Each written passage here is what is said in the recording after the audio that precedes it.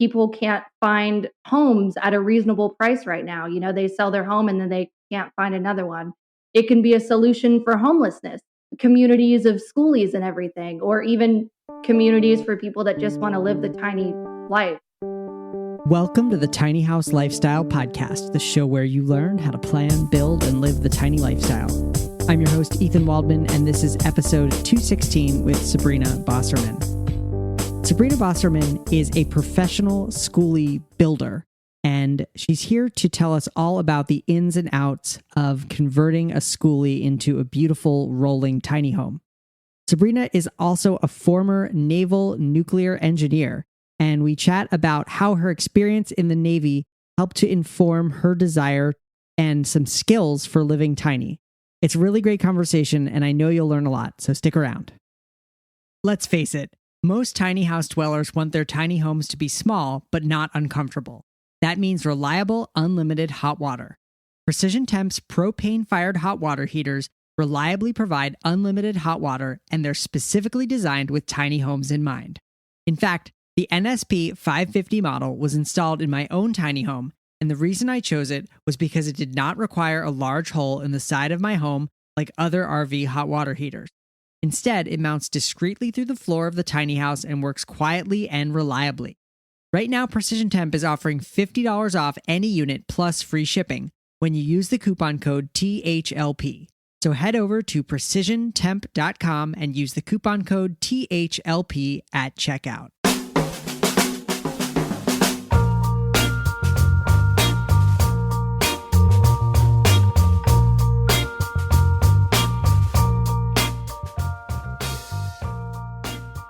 All right, I am here with Sabrina Bosserman. After 6 years of working as a Navy nuclear engineer, Sabrina decided to pursue her true passion of building skoolies. As a certified NOAA builder and tiny house expert, she has worked with over 16 clients to help them fulfill their dream of traveling the world. She's been featured on many platforms like Square Peg Entrepreneur and Tiny Home Tours, as well as a guest speaker at the Great American Tiny House Show. Sabrina Bosserman, welcome to the show. Hi, Ethan. Thank you for having me. Yeah, thanks for being here. So I love this angle of, your experience of living on a Navy warship, kind of translating into living tiny. Can you talk about where you see the parallels or how one led into the other? Yeah, absolutely. And it's funny, I didn't ever think that part of my experience in the Navy would ever be applicable to my life, I guess, just because it was such a weird experience moving, essentially downsizing from, living in either a house or an apartment to living in this tiny, less than twin size mattress. Actually, it was very small and very uncomfortable. And then we had this locker basically, and then if you lifted up the bed, there is some storage underneath, and that was basically my home for 7 months. Wow, that was what I lived with. So, and it's funny because at the end of my tour, I actually got home and kind of realized how much stuff I didn't need. So I started going through all of my belongings at the house, and I still hadn't really unpacked everything yet because I had just gotten to the ship when we went on deployment. And I just took out these storage boxes filled with my stuff, and I started like donating them and getting rid of them and just essentially downsizing. And I'm pretty sure that's where a pair of my favorite cowboy boots actually went, because I didn't even look through them. I just got rid of all this stuff because I realized that I didn't need it. So yeah, it was a very interesting experience, and it made me fall in love with the tiny lifestyle because I just realized how much stuff I didn't need, essentially. Yeah. So when you were on the ship, like how much space did you have for personal belongings? Not too much space, to be honest. Just this tiny little storage locker. And then on top of that, you had to take into account your uniforms, which were super bulky. Yeah. So we had to store all of our uniforms, all of our like dress shoes and everything like that. So we had, maybe a locker in like 2 squares, maybe like 2 foot by 2 foot spaces to store all of our clothing, all of our bathroom stuff.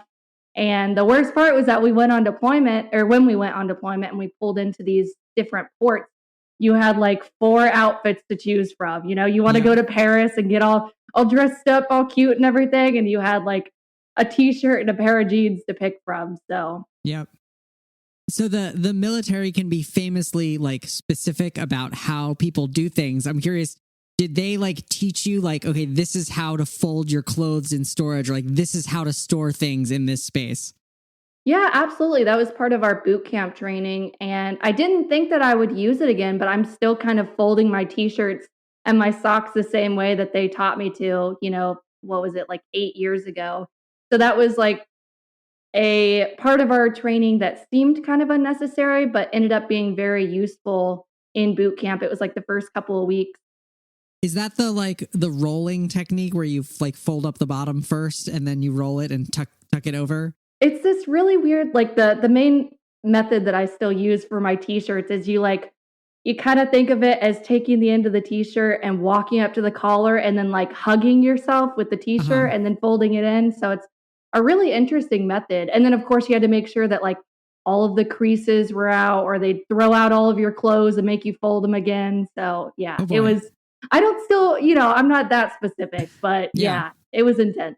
Yeah, and then also, of course, like bed making. I know that's a thing too. Mm-hmm. Yep, we had to have these like 45-degree angles on our bed sheets or something. Which when I got to the ship, I just used a what is that called? The sheet with the little, a fitted sheet. Yes, a fitted sheet. Yeah, I just used a fitted sheet, but still, that's cheating.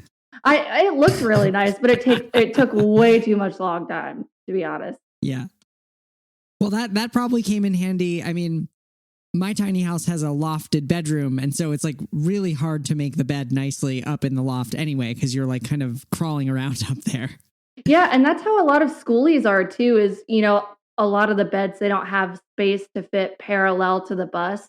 Mm-hmm. So you kind of have to, like, one of our clients described it best as like hopping around like a bunny to, change the fitted sheet and everything. So yeah. Yeah. So it sounds like, after your experience there, you got home and you saw all your stuff, and that's like a great time to downsize when you're really feeling that inspiration. What other advice do you give clients who are maybe in the earlier stage of their downsizing? So I would say that the most important thing for me, and I'm still practicing downsizing in my everyday life, but the first thing would be just being mindful when you're going to purchase something. Just, kind of thinking to yourself, is this worth the money? Am I really going to be using it all that often? Is this worth the space that it's going to be taking up? Yeah. And then, just periodically kind of going through all of your things, like in your closet and your drawers in your kitchen, and just kind of thinking, is this something that I need? They describe the closet spring cleaning as kind of like clothes that you haven't worn in the past 6 months. Donate them, because you're really not going to wear them. So yeah, those would be my 2 biggest recommendations. Nice. Thanks. Those are good. And I like what you said there, that it's like it's a practice, because it's something that you have to keep doing. Yes, absolutely. Yeah. It's not just a one-time thing. It's like you said, a practice of just constantly going through your stuff. Yeah. So let's talk about skoolies. How were you interested in them before you joined the military, or something that happened during or after? How did you first get the skoolie bug? Yeah, so it was something that happened during the military. Basically, like I said, when I moved onto the ship, we kind of had like these 4 months before our deployment. So I was living on the ship for those 4 months. And if you've never lived on an aircraft carrier before, it's not the best thing, because you're basically living at work. You can get called on at any point in time to go help with this silly task, and you can get woken up for things. So living on the aircraft really wasn't the best thing. But unfortunately, my rank was so low. I was an E3. If anyone listening is, prior military, I was an E3. And so I wasn't getting any BAH, which is basic housing allowance, or BHA, which is basic housing allowance. So I wasn't getting any money to live off the ship, which is something that the military does provide when you go up in rank. So I didn't want to spend a ton of my own money living in an apartment. I just couldn't justify it. I wanted to do some saving. Yeah. So when we got back from deployment, I had heard from my dad and my sister. My dad was building his own skoolie, and my sister was living in a Bluebird Wonder Lodge. I don't know Mhm. if you've heard of that, but it's basically a skoolie that's been converted by Wonder Lodge from the factory. So Okay. my sister was living in one of those, and I had just kind of gotten this idea to, that would be a great way to further my tiny living experience. So Mhm. I went on Facebook Marketplace and I was just kind of searching around, and I found this skoolie that was located in Washington, D.C., which was a few hours away from Norfolk. I got my boyfriend at the time to go with me to go pick this up because I had had no driving experience, like driving a larger vehicle. So, I wanted him to drive it back for me the first time. We went and picked it up and brought it back, and it was already converted, but it was kind of like a camping conversion. It wasn't really suited to live in full time. Yeah. So my boyfriend and I got to work kind of like converting it, and I lived in that schoolie for about a year before we eventually sold it to fund our 2-month trip to Europe. Nice. Nice. And so were you able to like recoup the cost of your conversion when you sold it? Yeah, I would say so. We did a lot of what was needed was kind of like shaking down all the systems, making sure that everything still worked. And then we did some cosmetic things and everything. And even if we didn't recoup the cost totally, just the money that I saved from rent and everything was worth it for me. Yeah. Yeah. And so you lived in that one for a year and then you did a trip to Europe. Did you then do another one to live in or We converted another schoolie, Mhm. and this was kind of when our business started forming. I don't think we fully formed our business until maybe the midway point, but we call him Hank. Hank is our first official project that we did as part of the business. Mhm. And we had built him with the intent to sell him. So we ended up building him, and then we took him to the Great American Tiny House Show Mhm. a few years ago.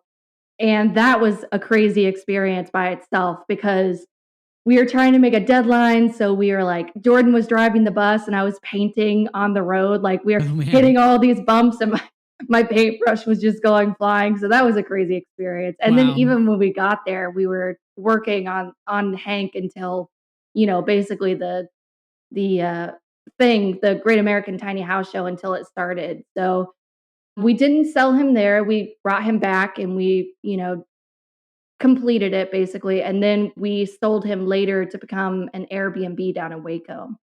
Nice. Nice. Yeah. And is that what he currently is now? The last I heard, I think he got sold. I think the family ended up having some change of plans because he got sold right in the middle of the pandemic. So I'm guessing Okay. there was some, change of plans. Okay. And so tell me more about the business. So you started with Hank and how many schoolies are you converting at a time and what kind of clients do you work with? So that's how many schoolies we build at a time. That's changed over the years. Thankfully, we've been able to move into this new shop that's about 12 minutes away from where we live, so that's been awesome. Nice. And we're able to fit about 3 or 4, but we don't Wow. like to overwhelm ourselves. We don't like to take on too many projects and what we can handle. So we typically work on about one full build at a time, and then we also do little side projects. Hmm. And that's something that we've been doing basically since the start of the business. We had people contacting us that were wanting electrical installed in their buses. Yeah. And if you've never installed electrical, it's a very daunting task. It's dangerous if you don't install it correctly, Hmm. and schoolies have burnt down for faulty wiring basically. So we had people contacting us wanting us to do electrical installs or solar installs. We've also done partial builds before. Hmm. So basically for people that don't have the largest budget or the skills, or they even want to do the finishing touches for themselves, then we do basically all the hard stuff. So we install the electrical and the plumbing, and we do the installation and the framing and all that. And then they basically come and pick it up and do the painting and the trim and just the finishing touches basically. So this is actually the first one that we've done of those right now, and it's about to be wrapped up. And that is for a family of 4. Mm-hmm. So we've done tons of different types of clients. We have a family of 6 that we'll be building for next, and our current project is for a family of 4. We've had solo travelers. We've had just couples. So we haven't really found that there's a certain type of client that we cater to. We kind of cater Mm-hmm. to everyone. Nice. And the appeal of Skoolies clearly is just that mobility piece, that you can have this spacious, comfortable, really movable home. Correct. And they are quite spacious. Mm-hmm. Yes. Do you when a client comes to you, do you kind of find the bus for them? Do you help with that, or do people generally kind of bring you a bus that they have bought and then say, like, I want to convert this to a home? We used to do the bus sourcing, but it just got too complicated. So now we have all of our clients bring the bus to us. We've also noticed that a lot of people that have purchased a school bus don't have a place to park it, because especially in the beginning phases when it is still a school bus and it's that bright yellow, first of all, they take up a lot of space.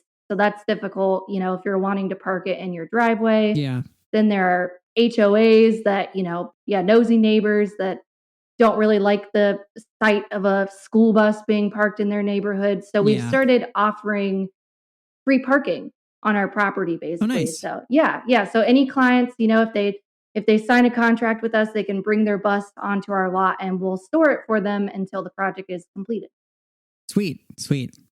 And speaking of place to park it, that's something that I've heard that can be a challenge with Skoolies. A lot of the kind of legalization efforts that are applying to tiny homes on wheels aren't always applying to Skoolies. And I've heard that it can be difficult sometimes to park in RV parks with a skoolie. Is that changing? Yeah, that's definitely something that we've noticed as well. And unfortunately, I feel like a lot of the states are kind of behind the times when it comes to accepting tiny houses, which is such a shame because they can be a great solution for, the fact that people can't find homes at a reasonable price right now. They sell their home and then they can't find another one. It can be a solution for homelessness, if we can set up communities of skoolies and everything, or even communities for people that just want to live the tiny life. So we have seen that ourselves. We've definitely noticed kind of the shift happening, especially at the Great American Tiny House shows. NOAA has talked about kind of all the different laws that have gone into effect. And so we've noticed the shift happening. But yeah, it's definitely been an issue. I just recommend that people use apps out there that are available, like the Harvest Host is a great one, or freecampsites.net.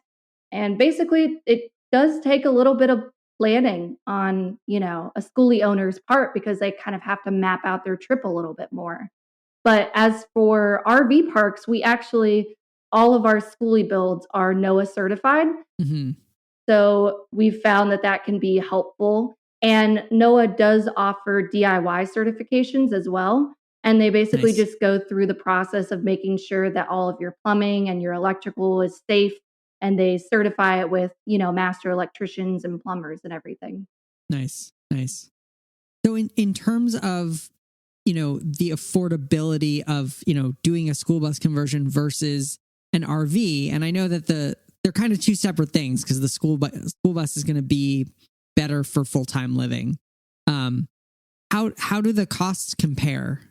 The cost of a skoolie versus an RV? Yeah. Or like a motor, something like a motor coach, I guess. Yeah, I would say that one depends on if you're going to have someone build the skoolie for you or not, because that is, you can save a lot of money building it yourselves. time wise, maybe not so much time, but Yeah. with a skoolie, you can put in, recycled materials, or you can use, the dressers or something from your Hmm. house, Habitat for Humanity. So if you're building it yourselves, you can save a lot of money. Hmm.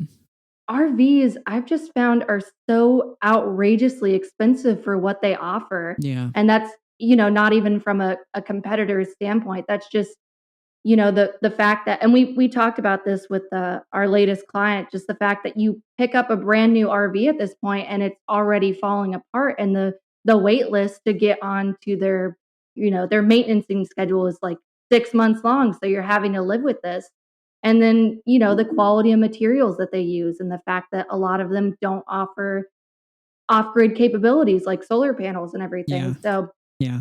price-wise, I would still say that RVs are more expensive to purchase than having a builder build a skoolie. And then Hmm. on top of that, just the things that you get with your skoolie, it's completely custom. It has off-grid capabilities, and it's designed for you. The aesthetic and everything is what you want, unlike some of those RVs out there that are a little bit more outdated. Yeah. I asked John and Finn Kernahan of United Tiny House Association what they love about their precision temp hot water heaters, and here's what they told me. Hey, Ethan. This is John and Finn Kernahan with United Tiny House Association. We organize Tiny House Festival. Oh, yeah, I guess so. First and foremost. We have a total of 3 precision temp on-demand hot water heaters. The thing we really like about these, and folks know this, I think they picked this up on Finn and I, if we don't like something, you'll never hear us talk about it. So the 2 things we noticed that we noticed and experienced immediately, they took painstaking effort to make sure that it was done right and installed. And so that was pretty cool right there. The other thing is the continuous on-demand hot water that just ran forever without any fluctuations or anything. I can't imagine an application, especially in our environment and our lifestyle of being the nomad, transportable, mobile, tiny lifestyle, where one of these units aren't good to use. One thing that I know can be a challenge for people, even after they've kind of set their heart on living tiny, is kind of choosing between, a stationary tiny home, a tiny house built on a trailer, a skoolie, or a van. I'm curious, who do you think a skoolie is perfect for, and who do you think a skoolie is like not for? I would say the big thing that when it comes to living in a skoolie, and this is what we tell all of our clients too, is if you haven't had any experience at all living in an RV or something like that, then either the skoolie is not for you, or you want to kind of dive into it a little bit deeper, because Mm-hmm. we don't ever try and cover it up. There are challenges associated with living in a skoolie, like you mentioned. There can be parking things and getting into Mm-hmm. RV parks and everything, and unfortunately, they're still not widely accepted. So we always tell everyone, if you're wanting to live in a skoolie and you haven't lived in an RV before, then to just try it out. Use those Yeah. those RV rental services that are available, and see how that small space works for you. And on top of that, living in a skoolie is kind of like a intentional, mindful endeavor. You kind of have to think about how much water you're using every day, which Mm-hmm. is not something that most people ever think about. You have to think about how much electricity you're using, especially if you have a solar system. So it's a really mindful thing to live in a skoolie. But I will say, as far as the tiny homes that are on top of a trailer, one thing to consider is the cost of transportation, basically. Like, we were Yeah. talking to someone at the Great American Tiny House Show, and he was saying that he spends $80,000 a year moving his tiny home around on just like maintaining his truck. And on top Wow. of that, you have to purchase a vehicle that is capable of towing that tiny home around. Yeah. Yeah, no, the cost of moving is quite expensive. I'm actually my tiny house is being moved this weekend, coincidentally, and Mhm. just a 45-mile move I found someone locally who's going to do it for $500, but when I contacted the like professional moving companies, my quotes were closer to $1,000 for that move. So it is getting more expensive to move them for sure. So you're getting in a skoolie, a tiny home with its own wheels and motor. And that's not to say too that, that skoolies do break down. So, you might have to pay for a tow every once in a while, but there are services out there like AAA and Good Sam's. And I know everyone kind of has their own experience with those companies, so I don't want to rave about them, but there are companies out there that we have actually used before that have been helpful. Yeah. Is there like a particular model or brand of bus that you like advise people look for? We always talk about the flat noses. My husband and I kind of like differ on our opinions on this. I personally would want if I were the one to be driving it, just as someone that has no experience driving a larger vehicle, I would want, the shorter dog nose buses. And I think for ease of parking and everything, those are a lot better. But, if you have a family of like 6 people, that might not be best for you. So my husband always talks about, the flat nose rear engines. And that way you have the space up front. The engine isn't taking up any of the living room, basically. So yeah, got it. And then school buses can be had for a wide range in prices. Is there kind of a cutoff in terms of the age of the bus that you recommend? Like, hey, maybe don't go older than, 20 years old, or I don't know. I'm just making that up. Actually, funny you should mention that. I would say don't go newer than 2007. Yeah, because ease of maintenance, basically, they have the I've found that the models that are older than 2007 have the electronic components, basically. So if you're wanting to get it checked out by a mechanic, then they have to, hook up this tester to see what's wrong with it. And it can just be more difficult to work on and more expensive. So I would say anything older than 2007 would be best. But we do have a Crown Super Coach in our shop right now that is I want to say it's a 1988 or 89. Oh boy. And we drove it from California. It's a 5-speed manual. Fun. Well, I say my husband drove it from California. I was in the back kind of like cheering him on, but we drove it from California and it performed amazingly. Like we did change the tires before we left, but we didn't have any issues with blowouts or, it breaking down or anything. It made the whole trip from California to Texas without any problems. So nice. I think it's just a matter of kind of asking for the maintenance manuals and, asking the seller if there's any issues and just kind of doing your due diligence. So, in order to keep a school bus on the road and maintain it, do you have to be a nuclear engineer? No, I would actually say that is not a requirement.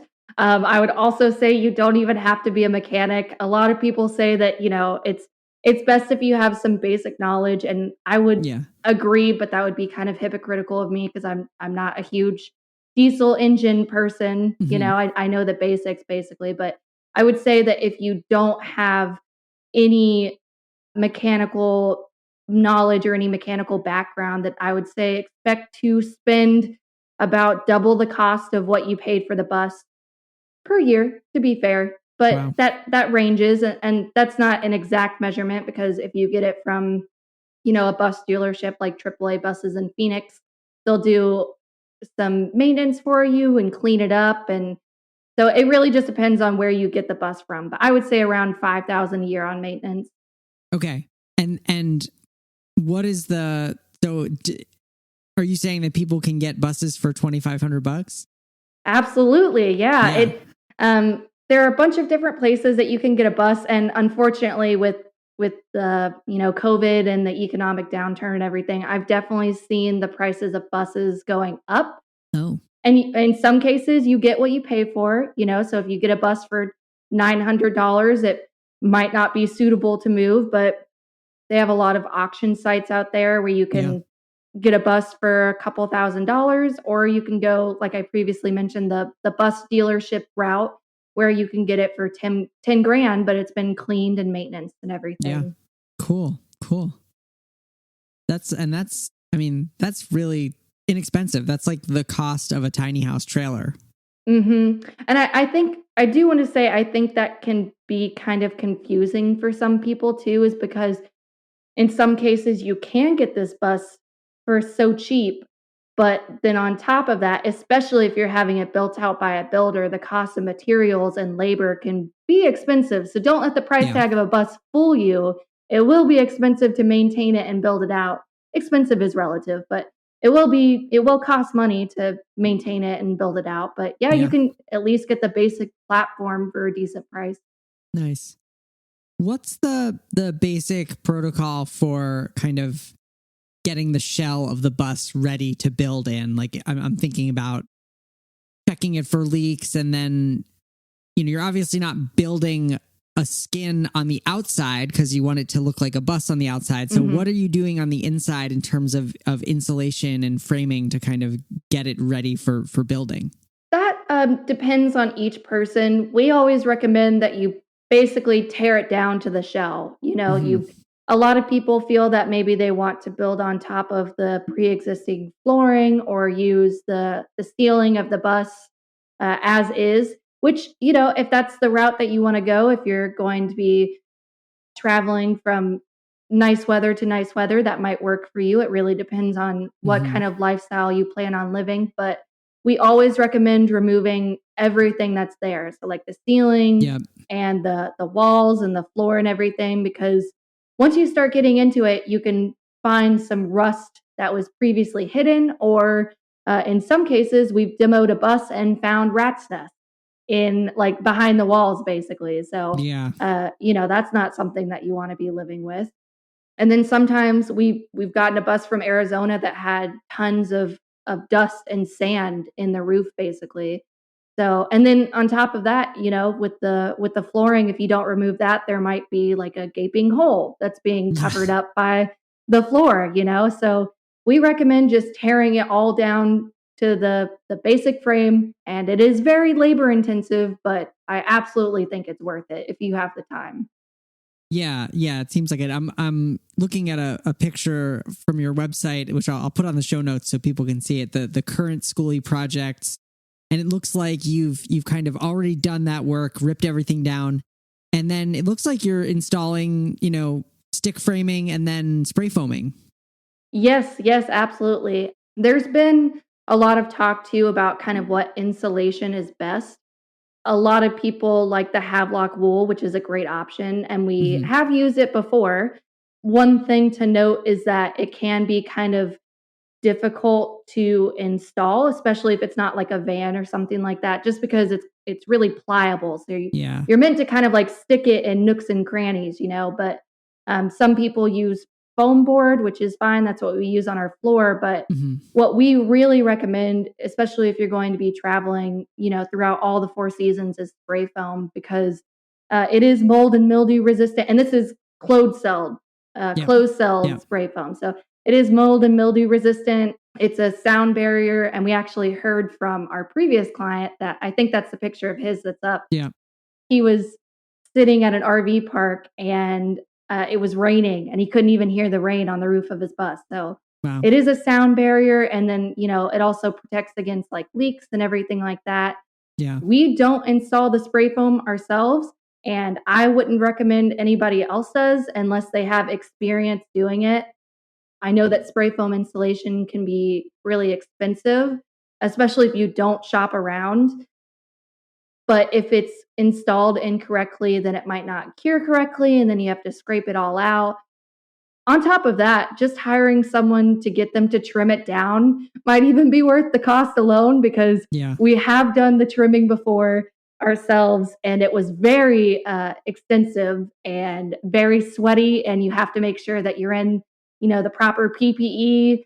Sometimes it falls inside your eye, and it stings and everything. So we recommend getting someone to do it for you if you can find a reasonable price. Yeah. And just for people who, just to explain that, when they spray the foam in, it kind of expands. And so sometimes it can be sticking out past your studs, and you need to kind of shave it down so that you can install your walls. I remember, I'm pretty sure that mine got, I have spray foam in my tiny, and they did a pretty good job trimming, but there were, I remember installing walls and coming across certain places where it needed to get shaved down a little further. Yeah. We even came across that when the spray foam company that we used did a great job, but we even came across that after they had finished trimming was basically some spots that we still had to get. So it's very labor intensive. Yeah.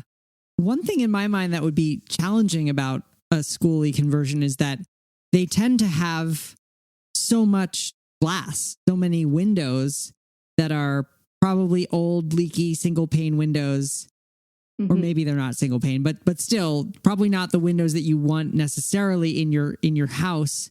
How do you take away windows, and then what do you replace the windows with? Yeah, I would say that's actually not the most difficult task. We do offer 10 window removals, or 10 windows to be removed with our basic package. Okay. And I would suggest it personally, especially if you're going to be, again, living through all 4 seasons and everything, because they let so much light and heat through. But it is really nice to have all of that light. It is really pretty. You get 360 views of wherever you're parked. We've had clients that have chosen to remove, 10 of the windows, and we have clients that have chosen to remove none of the windows. But as far as removing them, it's really, and it depends bus to bus, but it's really just a matter of kind of breaking up the sealant or the caulking and then pushing them out. And then with replacing them, you want to make sure that you scrape away all of the old goo and everything like that.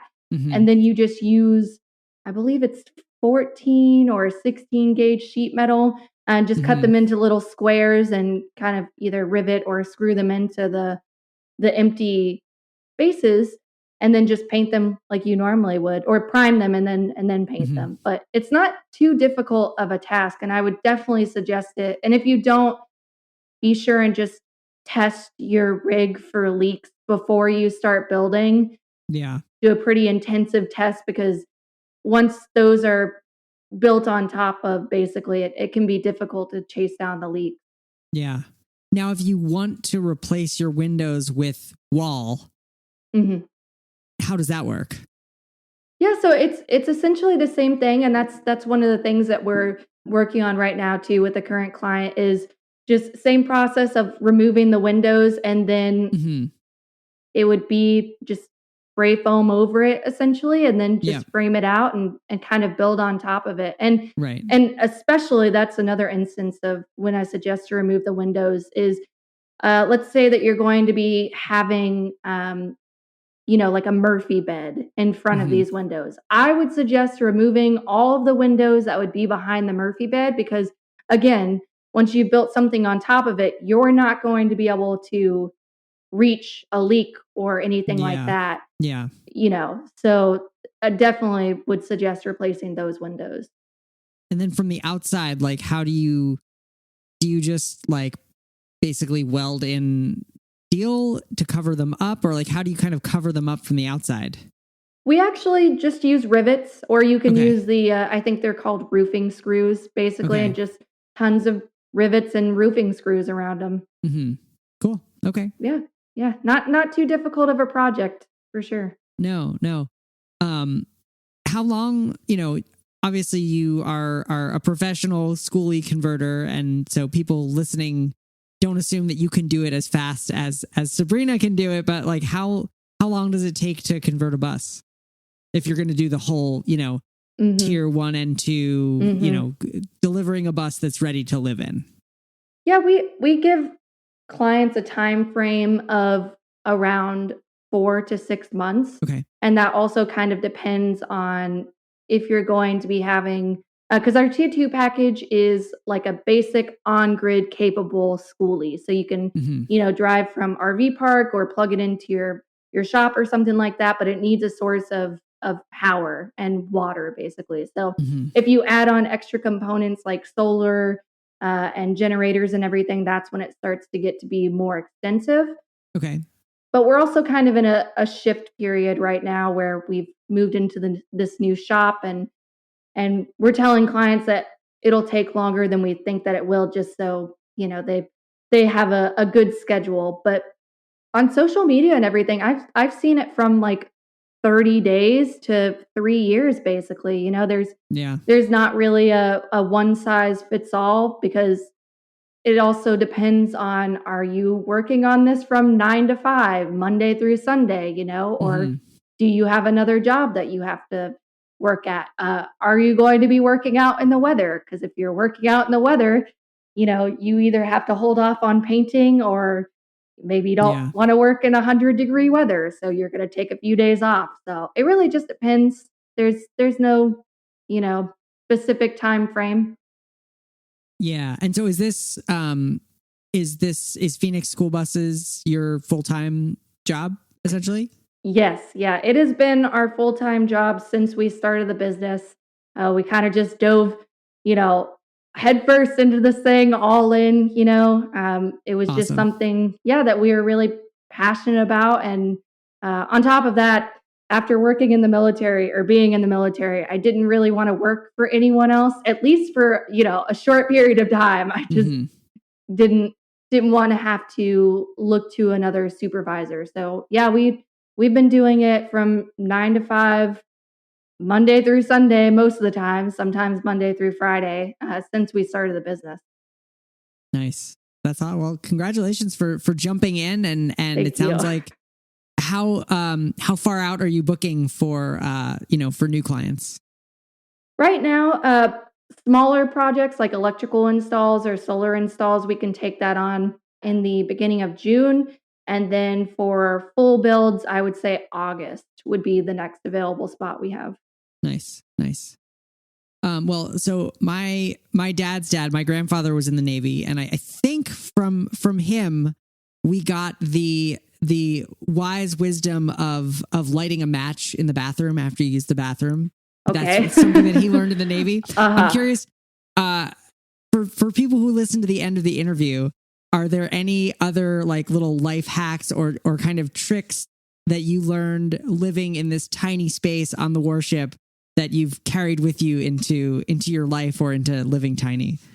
Other than just constantly minimizing, I can tell you one thing that I did learn on the ship was cherish all of your meals, basically, because I still remember that there would be times that I would sit down with my tray, and as soon as I was about to set my tray down, they would call away a casualty. So I'd walk away from the table and just dump all of my food into the trash. So my grandfather, he took, like half an hour to it. Well, not even half, like an hour to eat all of his food, because he would just sit there and enjoy like every bite.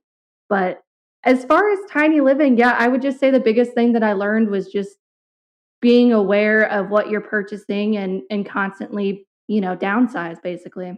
Yeah. Well, awesome. One thing that I like to ask all my guests is, what are 2 or 3 resources that have helped you out, either in your business or in your tiny journey, that you can share with our listeners?